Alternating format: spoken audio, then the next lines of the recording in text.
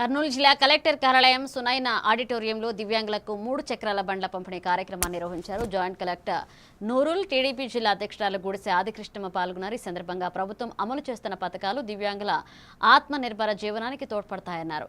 ఇంద్రధనస్సు పథకం ద్వారా సహాయక పరికరాలు అందిస్తూ జీవన ప్రమాణాలను మెరుగుపరుస్తున్నామని పేర్కొన్నారు. చైర్మన్ అయినటువంటి నారాయణ స్వామి అన్న గారికి, అదేవిధంగా నాగరాజ్ అన్న గారికి, మరియు రవి చౌదరి గారికి, లక్ష్మీనారాయణ అన్నకి, ఎల్లప్పన్నకి, ఇక్కడ ఉన్నటువంటి వేదిక మీద ఉన్నటువంటి పెద్దలకు మరియు వేదిక ముందున్నటువంటి విభిన్న ప్రతిభావంతులు అందరికీ నా హృదయపూర్వక నమస్కారాలు తెలియజేసుకుంటున్నాను. మొన్ననే కలెక్టర్ గారు మేమందరం కూడా విభిన్న ప్రతిభావంతులకు బస్ ఫ్రీ ఇచ్చినప్పుడు మీతో పాటు దాదాపుగా ½ అన్ అవర్ బస్సులో జర్నీ చేసి ఆ కార్యక్రమాన్ని కూడా విజయవంతం చేయడం జరిగింది.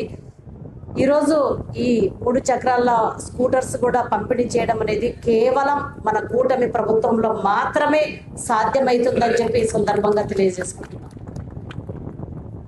విభిన్న ప్రతిభావంతులకు ఎన్ని ఇబ్బందులు ఉంటాయో, వాళ్ళు ఏ రకంగా ఇబ్బందులు పడుతుంటారో అన్ని తెలిసిన తర్వాత చంద్రబాబు నాయుడు గారు, మన కూటమి ప్రభుత్వం వాళ్ళకు పెన్షన్ పెంచే దగ్గర నుంచి బస్సుల్లో ఫ్రీ సీటు, అదేవిధంగా ఈరోజు దాదాపుగా 70 స్కూటర్స్ రావడం జరిగింది. ఇంకా చాలా నీడ్ ఉంది.